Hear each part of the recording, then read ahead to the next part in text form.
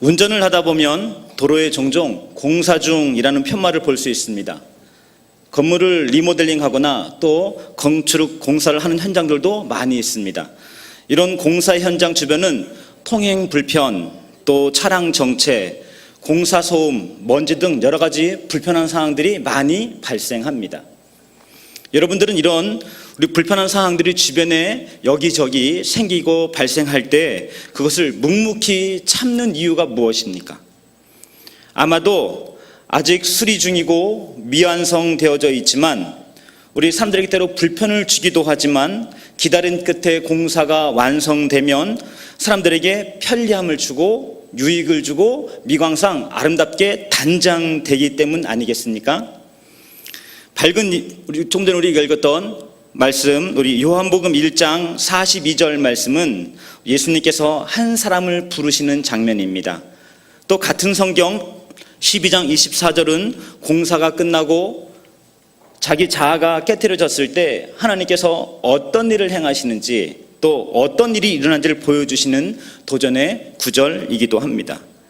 우리가 아는 베드로, 오늘 눈치채셨겠지만 오늘과 우리가 함께 나눌 주인공은 베드로입니다. 베드로라는 이름은 예수님께서 새롭게 붙여준 이름입니다. 베드로의 원래 이름은 시몬입니다. 우리가 아는 베드로는 예수님이 가장 아끼는 수제자였고 인류 최초의 무리를 걸었던 사람이었습니다. 또 초대교회 수장이었고 한 번 설교에 3,4천 명이 예수 믿는 사람으로 변화되어지는 놀라운 설교가였습니다. 또 지붕 위에서 기도하던 중 환상을 보는 사람입니다. 그런데 저는 여기에서 궁금한 것이 생겼습니다. 소년 시몬, 또 우리 청년 시몬, 예수님을 만나기 전 이 시몬은 어떤 사람이었을까라는 것입니다. 여러분 궁금하지 않으십니까? 또 이와 같은 우리 시몬 어린 시절을 어떻게 보냈을까? 시몬은 청소년기에 무슨 생각을 했을까? 시몬의 아버지는 어떤 부모였을까? 시몬은 왜 어부가 되었을까? 또 어부가 되어서 행복했을까? 그는 또 왜 그물을 팽개쳐야만 했을까라는 고민들이었습니다. 자, 그러면 우리 잠깐 우리 2000년 전 우리 갈릴리 호숫가를 상상해 보겠습니다. 이제 초라하고 볼품없는 어촌을 떠올려 보십시다. 또 호숫가 가까이에 있는 대추 야자 나무를 생각해 봅니다. 그 대추 야자 나무 그늘 아래 몇 사람이 모여 있습니다. 가만 보니 이 사람들은 지금 찢어진 그물을 수선하는 어부들입니다. 어부들은 모여서 우리 수선을 하면서 대화가 오고 갑니다. 어떤 대화였을까요? 네, 힘들었던 노동에 대해서, 또 우리 찢어진 그물에 대한 때로는 헛땅친 하루에 대한 넋두리가 질펀합니다. 그 가운데 베드로의 아버지도 있고 그 곁에 베드로도 있습니다. 베드로의 가정은 우리 가난했을 것입니다. 예수님 당시 보통 사람들은 하루에 한 끼 식사를 했습니다. 그러니 당시에 많은 사람들은 우리 배고픔을 달고 살았습니다. 이 배고픈 서러움이 그림자처럼 이들 삶을 어슬렁거리고 있습니다. 또 시몬 베드로의 가정은 가난하고 매일매일 그날 벌이를 하는 가정이기 때문에 베드로에게 좋은 공부를 시킬 만한 여력이 없습니다. 또 물고기를 잡는데 학교 공부는 필요 없는 쓸모없는 일입니다. 베드로의 부모님은 어린 시절 시몬이 또 성장기에 이 베드로가 투정과 실수를 벌였을 때 잘 받아주었을까요?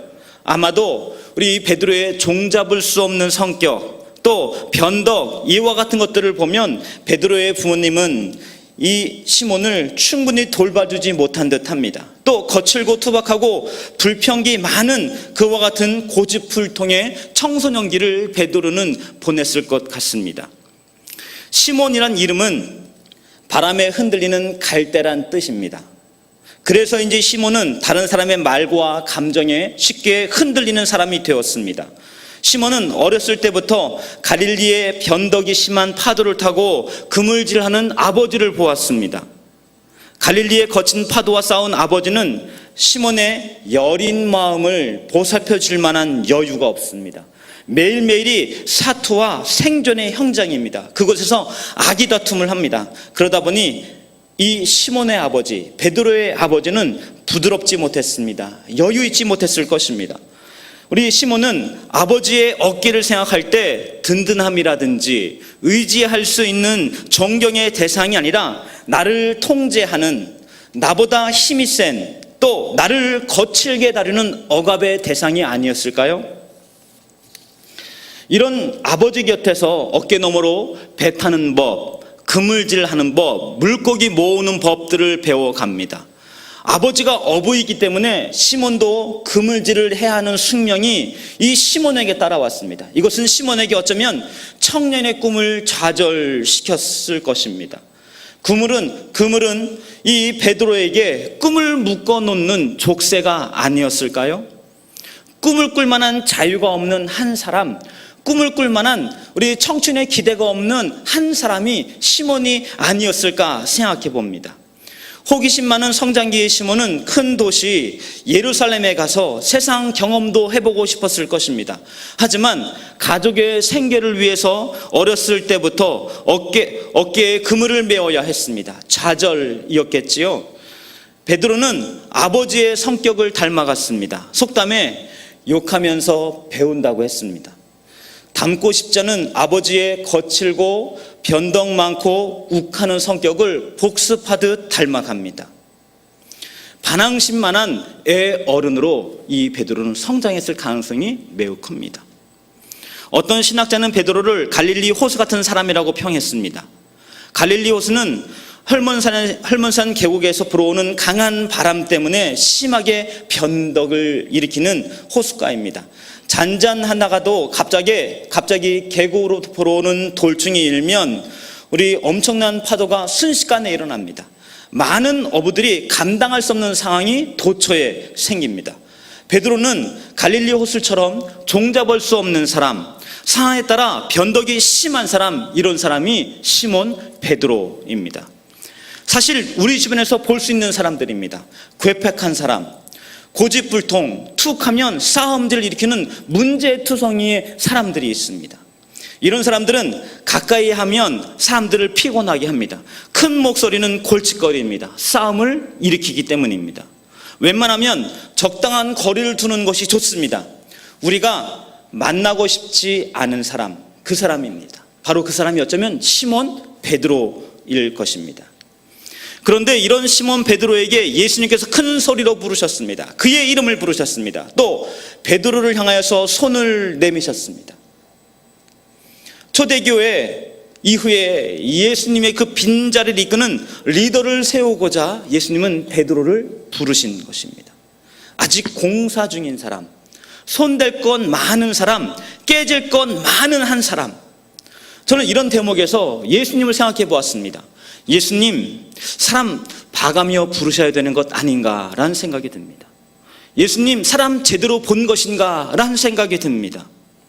예수님은 이와 같이 깨진 질그릇 같은 베드로를 향해 눈을 고정하셨습니다. 그리고 깊은 눈으로 보셨습니다. 그리고 현재 그 너머에 있는 베드로까지 보십니다. 여러분, 우리가 읽은 본문 중 요한복음 1장 42절 말씀을 메시지라는 책으로 제가 천천히 읽어드리겠습니다. 예수께서 시몬을 쳐다보시고 말씀하셨다. 너는 요한의 아들 시몬이 아니냐. 이제부터는 내 이름은 게바다. 게바는 베드로 곧 바위라는 뜻이다. 예수님께서 시몬을 천천히 살펴보셨다는 것입니다. 또 그의 이름을 아시고 그를 부르셨습니다. 그리고 그의 이름을 새롭게 바꾸어 주셨습니다. 시몬이라는 흔들리는 갈대란 그 이름에서 반석, 바위, 산과 같이 든든한 한 이름으로 그의 이름을 바꾸어 주셨습니다. 여러분, 여기 이 예수님의 멘트 속에 어떤 톤이 느껴지십니까? 베드로를 향한 그 부름 속에 지금 너는 연약하고 실수 많고 실수투성이지만 내가 너를 산과 같은 반석과 같은 큰 바위와 같은 사람으로 만들어 갈 거야 라는 예수님의 다짐이 느껴지지 않으십니까? 예수님의 다짐은 그를 오랜 시간 기다려 주겠다는 것입니다. 예수님의 다짐은 그의 변화를 촉진시키며 격려하겠다는 것입니다. 예수님의 다짐은 그를 도와주며 어디로 가든지 그와 함께하며 그가 넘어질 때 그를 붙들어 일으키겠다라는 다짐입니다. 그렇습니다. 충동적이고 성급하고 변덕 많고 이기적인 성품을 가진 이 베드로, 갈릴리의 그 변덕스러운 바람 같은 흔들리는 갈대, 이 베드로를 향해 예수님께서 손을 내미신 것입니다. 이것이 베드로 인생의 새로운 출발점입니다. 새로운 시작점인 것입니다. 마치 우리 아이들이, 우리 아들과 딸들이 엄마 아빠를 바라보고 있습니다. 그 가운데 첫 돌을 막 지난 사내 아이가 있습니다. 우리 걸음마를 배우는 중입니다. 자꾸 넘어집니다. 매 순간 넘어집니다. 넘어지는 것이 하루의 일과입니다. 울다가 하루를 보냅니다. 이와 같이 우리 기다리고 우리 넘어지는 것을 늘 우리 반복하고 있는 여기 이 아들을 바라보고 있는 지친 엄마가 있습니다. 엄마가 넘어지는 아들을 향해 한마디 합니다. 이놈, 한 번만 넘어져 봐라. 몽둥이로 다리를 뽀사버린다. 사실 여러분, 자녀가 실수하거나 기대에 못 미친다고 해서 자녀를 나무라거나 포기하는 부모가 있습니까? 부모의 마음이란, 너는 지금 넘어지지만 자꾸 쓰러지지만 곧 걷게 될 거야. 곧 뛰게 될 거야. 작고 여리지만 우람하게 자라가게 될 거야. 멋지고 근사하게 성장할 거야. 근사한 어른이 될 거야. 란 기대가 있는 것입니다. 여러분, 여기 넘어지는 아이를, 자주 쓰러지는 아이를, 늘 넘어져 우는 아이를 누가 지켜보겠다는 것입니까? 누가 기다리겠다는 것입니다. 바로 엄마와 아빠, 아버지와 어머니 아니겠습니까? 하나님께서 우리 아브라함에게 언약하신 그 말씀을 읽어드리겠습니다. 창세기 12장 2절, 내가 너로 큰 민족을 이루고 내게 복을 주어 내 이름을 창대케 하리니 너는 복의 근원이 될지라. 야곱이 베델에서 어떤 음성을 들었을까요? 창세기 28장 15절, 내가 너와 함께 있어 내가 어디로 가든지 너를 지키며 너를 이끌어 이 땅으로 돌아오게 할지라. 내가 내게 허락한 것을 다 이루기까지 너를 떠나지 아니하리라. 모세에게 떨기나무 불꽃 가운데 부르셨을 때 모세는 어떤 음성을 들었을까요? 출애굽기 3장 10절, 이제 내가 너를 바로에게 보내어 너로 내 백성 이스라엘 자손을 애굽에서 인도하여 내게 하리라 라고 말씀하였습니다. 방금 읽었던 이 모든 말씀 속에서의 이루겠다, 떠나지 않겠다, 너와 함께 하겠다, 복의 근원이 되겠다, 너를 인도하여 내게 하겠다라고 하는 그 약속의 주체가 누구입니까? 바로 하나님이십니다.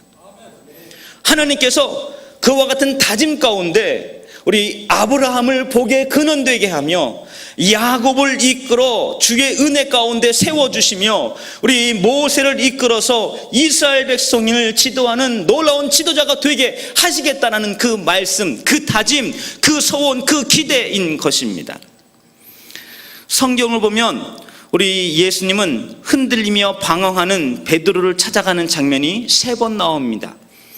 전에 내려오는 구전까지 합치면 4번입니다. 첫 번째는 우리가 조금 전에 읽었던 말씀, 예수님께서 우리 베드로를 제자로 부르시는 장면입니다. 갈릴리 호스카로 찾아가서 우리 물고기 낳는 그 어부 베드로를 사랑 남는 어부로 부르셨습니다. 두 번째 장면은 우리 베드로가 예수님을 부인하고 도망을 갔습니다. 그러한 어느 날 부활하신 예수님께서 마가 다락방에 숨어있는 베드로에게 찾아오셨습니다. 세 번째는 우리 그와 같은 부활하신 예수님을 만나고도 베드로는 그 마음을 갈피를 잡을 수가 없습니다. 그래서 갈릴리 호숫가로 돌아가서 우리 물고기 잡고 있습니다. 어부가 되어져 있습니다. 그런 그에게 예수님은 다시 찾아가셨습니다. 그리고 그를 부르셨습니다. 그에게 말씀합니다. 내가 나를 사랑하느냐? 내가 나를 사랑하느냐? 내가 나를 사랑하느냐? 물어보십니다. 그러며 그의 상처, 깨어진 마음, 좌절된 마음, 낙담한 마음을 회복시켜 주십니다. 그리고 그에게 내 양을 먹이라. 내 양을 부탁한다. 내 양을 돌보라. 그를 다시 한번 사역의 자리로 부르셨습니다. 네 번째는 성경에 나와 있지는 않지만 로마의 네로 황제가 기독교를 박해할 때 많은 사람들이 이 믿음에서 우리 믿음을 지키고자 순교하였습니다. 그때 베드로는 그 죽음이 무섭고 두려웠습니다.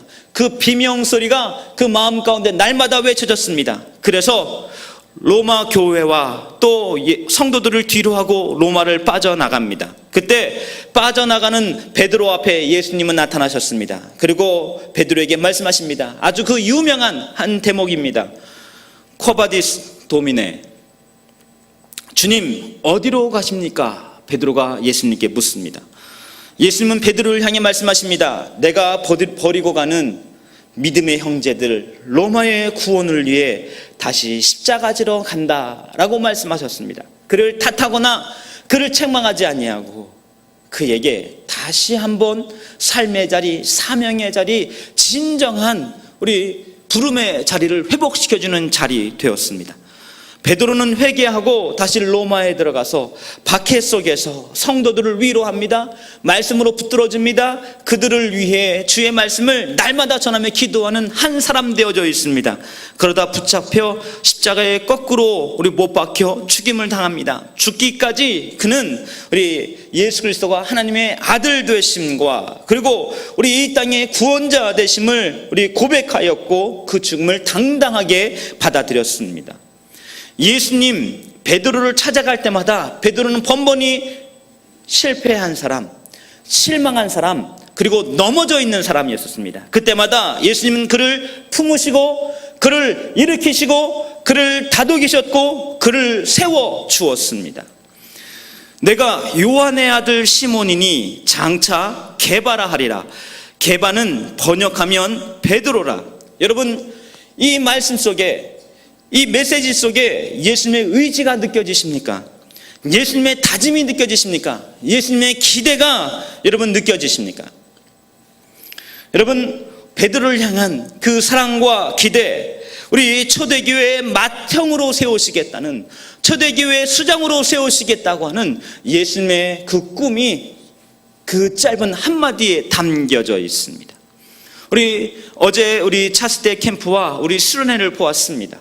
우리 중앙의 아들과 딸들이 주 앞에 열심히 기도하며 뜨겁게 찬양하는 모습을 보았습니다. 그 가운데 기도하는 시간이 있었습니다. 그 기도하는 시간, 아마 많은 목회자가 이런 마음이었을 것입니다. 우리 아들아, 딸아, 너가 장차 게바가 될 것이야 라는 기대와 소원이 있지 않았을까요? 우리 부모님들께서는, 또 이곳에 계신 우리 수많은 우리 집사님, 또 권사님, 장로님께서는 우리 중앙의 차세대를 바라보면서 그와 같은 마음으로 격려하며 후원하는 것 아니겠습니까? 또 여러분, 우리 중앙에 이곳에 계신 모든 성도들의 삶을 통하여 주께서 오신다면 오늘 똑같은 말씀을 하실 것입니다. 내가 한 집사이냐? 내가 이 권사이냐? 내가 김 장로이냐?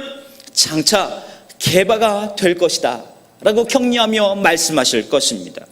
우리 옆에 있는 성도에게 한번 축복해 보시겠습니다. 우리 장차 게바가 되실 것입니다. 같이 한번 축복의 메시지 같이 한번 나눠보실까요?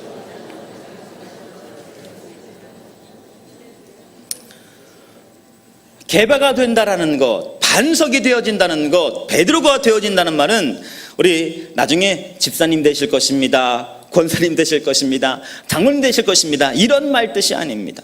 하나님께서 깨뜨리시고 만들어 가시고 끝내 하나님께서 귀하게 쓰시는 한 사람이 될 것입니다 란 기대와 축복인 줄 믿습니다.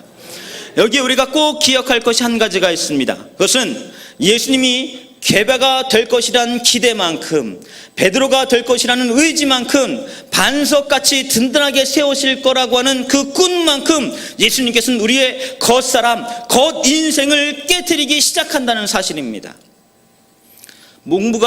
농부가 타작마당에서 우리 알곡이와 쭉정이를 사정없이 두들깁니다. 그리하여서 우리 쭉정이와 알곡을 우리 구분해냅니다. 그리고 그곳에 있는 우리 겉껍데기들은 다 버려지게 됩니다. 하나님의 사람, 하나님의 사람은 주 안에 믿음의 시련과 도전과 헌신과 수고 속에서 이와 같은 우리의 속설함과 세상을 향한 우리의 겉알맹이가 벗어지고 깨트려지는 통증을 경험하게 됩니다. 여러분, 또 우리 하나님의 사람 만들어가기 위해 때로 우리를 용광로에 집어넣기도 합니다. 용광로 속에 금이 타오르고 있습니다. 이 타오른 그 시간을 통하여서 우리 금에 있는 찌꺼기들이 불태워지기 시작합니다. 그리고 순금으로 변화되어지는 것입니다. 우리의 겉사람이 태워지는 것입니다. 세상을 향한 나 자신을 추구했던 복음 앞에 불순되었던 내가 이 고난의 용광로를 통하여 변화되어지는 것입니다.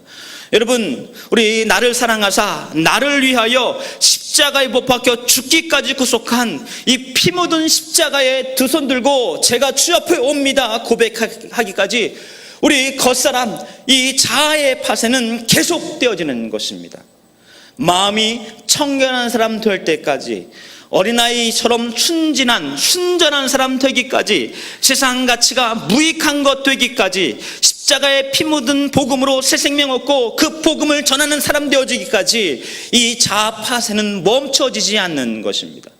여러분, 무엇 때문에, 무엇을 위해 우리의 자아 파쇄가 되어지고 우리 삶이 날마다 공사 중이 되어질까요? 그것은 요한복음 12장 24절 말씀 가운데 있습니다. 한 알에 밀이 떨어져 죽지 않냐면 한 알 그대로 있고 죽으면 많은 열매를 맺기 때문입니다. 많은 열매를 맺고자 하는 하나님의 기대, 많은 풍성한 생명을 얻으며 복음을 전하며 그런 말면 유익과 주의 나라 앞에 쓰임받는 한 사람 되어지기 위하여 우리의 영혼, 우리의 자아를 깨어뜨리겠다는 것입니다. 여러분, 시몬은 생각했을 것입니다. 아니, 자기 마음대로 내 이름을 바꿔 부르네. 나를 베드로라고? 나를 반석이라고? 라고 말할 수 있습니다. 하지만 여러분, 이 시몬의 그 이름을 베드로로, 반석으로 부를 때마다 이 시몬은 바뀌어져 갑니다. 깨트려지며 변화되어져 갑니다. 우리 베드로를 향해 예수님께서 말씀하십니다. 베드로, 이것 해보지 않겠니? 베드로, 이리 오너라. 베드로, 나와 함께 가자. 베드로, 어디에 있니? 베드로, 무엇하고 있니? 베드로라고 날마다 부르십니다. 흔들리는 갈대에서 마을 어귀에 느티나무같이 큰 이름 반석으로 베드로는 바뀌어져 가고 있습니다. 하나님의 백성을 위해 십자가의 길, 그 길을 끝내 걸어가는 그 베드로로 변화되어져 가고 있는 것입니다. 오늘 우리가 읽은 말씀 가운데 우리 요한복음 1장 42절에 우리 장차란 단어를 저는 굉장히 좋아합니다. 장차란 단어 속에는 가능성이 담겨져 있습니다.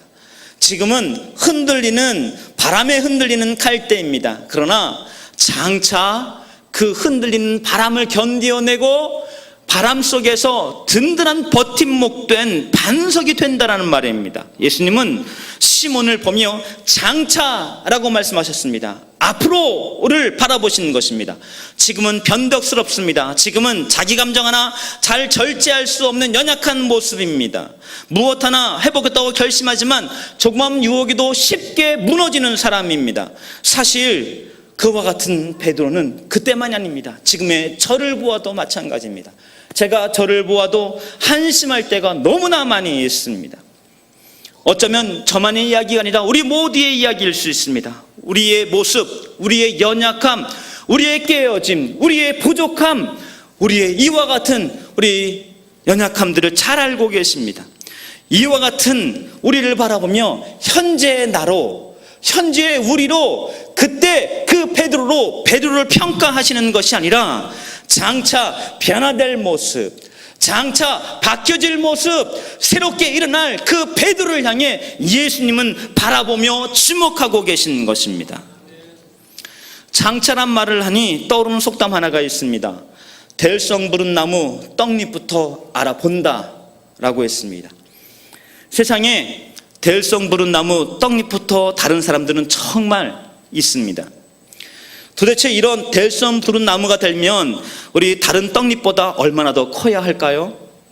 또 다른 떡잎보다 얼마나 똑똑해야 할까요? 또 다른 떡잎보다 얼마나 빨라야 할까요? 요즘은 또 금수저 말이 있죠. 우리 어떤 부모를 만나야 할까요? 사실 이와 같은 우리 우열의 비교 속에서 우리는 날마다 비교받기도 합니다. 사실 제가 우리 목회자로 서서 우리 아이들을 가르쳐 보기도 하고 또 양육하기도 하고 또 많은 성도들 만나서 함께 우리 교제를 하며 또 말씀을 전하고 나누다 보니 때때로 우리 대열성부는 떡잎 같은 사람들이 눈에 들어오는 것이 사실입니다. 하지만 저는 우리 이 말보다 우리 다른 말을 더 마음에 담고 있습니다. 실패 속에 번민하지만 다시 도전하는 열정, 오랜 시간 방황 끝에 발견한 목적의식, 또 열등감을 이기고 성취한 긍지, 나태한 자기를 채찍하여 노력하는 생활 습관, 또 즐거움과 보람을 느끼는 공부의 감성, 또 주신 은혜를 붙들고자 날마다 투쟁하며 그 말씀 가지고 씨름하는 치열한 성도의 기도입니다. 사실 이와 같은 모든 것들은 대기만성이란 한마디 안에 담겨져 있습니다. 지금은 작지만, 지금은 때로 연약하지만 커가며 성장하며 이루며 주의 뜻에 합한 사람이 장차 될 것이란 기대가 담겨져 있기 때문에 그렇습니다. 여기에 아주 조그만 씨앗 하나가 있습니다. 아마 카메라로도 잘 잡히지 않을 것입니다. 이 조그만 씨앗은 사실 콩입니다. 콩은 우리 밥을 하다가 또 우리 주부들의 또 이렇게 손에 씻겨지다가 한두 알 정도로 쉽게 버려지기도 합니다.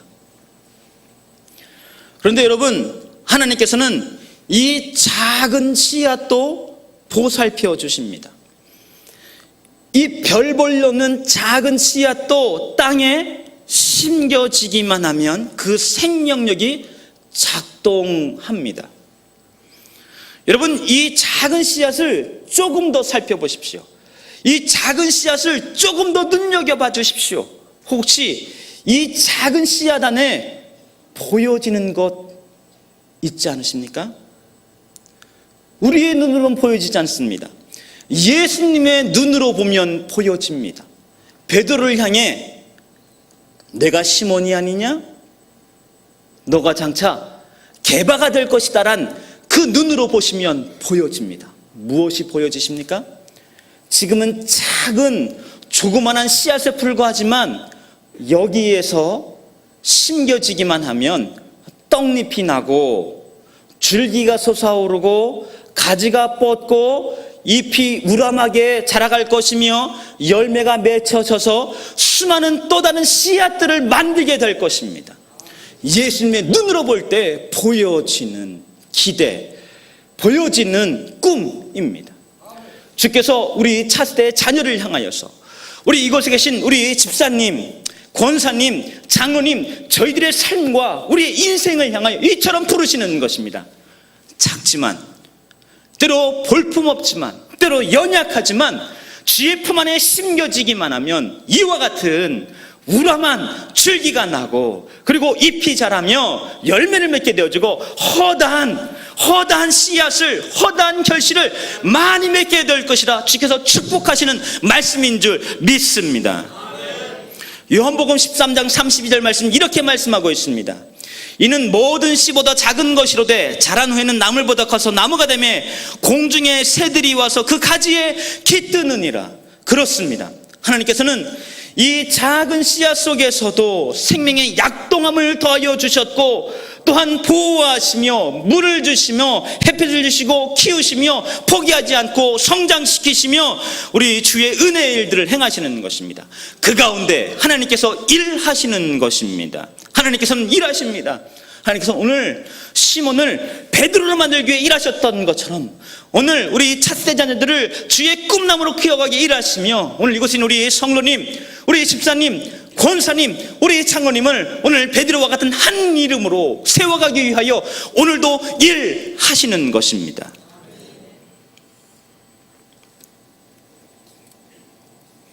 우리는 오늘 이와 같은 메시지를 듣고 같이 전하며 한 가지 우리 중요한 부분을 발견하게 됩니다. 그것이 무엇일까요? 시몬이 베드로로 바뀌어졌다면, 시몬이 그 볼품없는 고집불통 욱하는 성격을 가진 자기 감정을 통제하지 못해서 때마다 싸움질을 일으켰던 이 연약한 베드로를 초대교회 그 놀라운 사역을 감당했던 베드로로 만들으셨다면 오늘 우리에게도, 오늘 저에게도, 오늘 우리 집사님에게도, 오늘 우리 권사님에게도, 오늘 장로님에게도 그와 같은 역사와 능력으로 행하실 줄 믿습니다. 그렇습니다.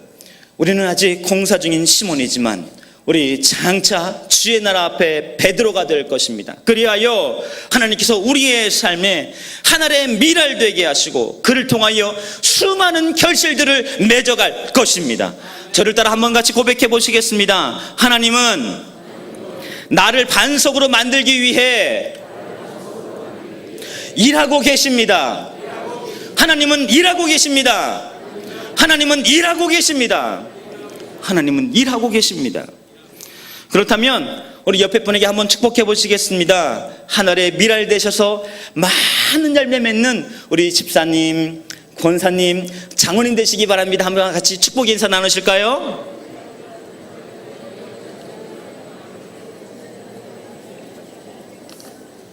기도하겠습니다. 하나님, 오늘 부족한 시몬을 부르셔서 하나님께 놀랍게 쓰임받던 베드로 되게 하시고자 그를 부르셨던 것처럼 오늘 우리의 삶을 향하여 오늘 우리의 이름을 부르시고 다가오셔서 오늘 주의 나라 앞에 베드로 같이 쓰임받는 중앙의 모든 성도 다 되게 주님 역사하여 주시옵소서. 예수님 이름으로 감사하며 기도하옵나이다. 아멘.